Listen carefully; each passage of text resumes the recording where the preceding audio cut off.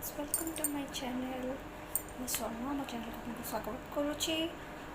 आज समस्या है मो पुअर आज खावा को इच्छा अच्छी पीढ़ी पिठा बट चाउल ना चकुली पिठा खाइब करी कौन एत चिंता करी करी करी करी करी मुंड को गोटे आइडिया आसला पिठा आज ताको खुआइबी। हाँ घरे 250 ग्राम बिरी थिला ताको पानी रे बतुरई देली घंटाटे पर ताको ग्राइंडिंग करदेली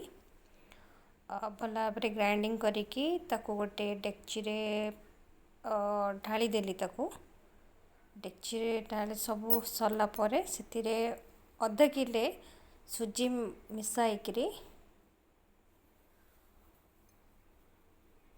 भल भाव ताको फेंटी देली मिक्स करदेली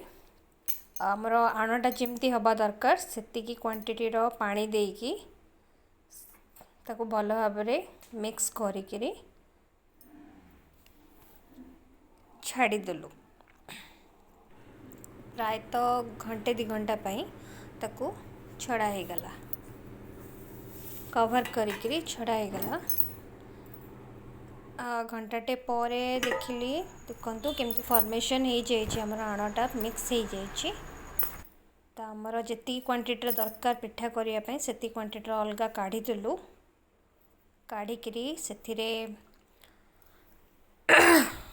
लुण मिक्स करिकरी भल भाव पानी देकर टिके घाटी देलु तापरे तावा गरम करिकरी से तेल देकरी जी क्वांटिटी गोटे पिठापी नवा दरकार से देकी चकुली पिठा बनाला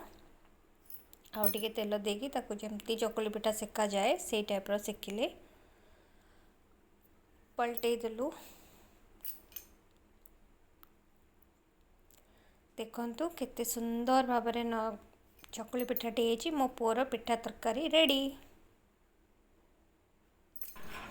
पुआ तो आलदम आउ पिठा रेडी खाई कहलु केमती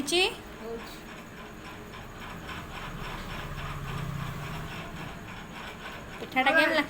बढ़िया।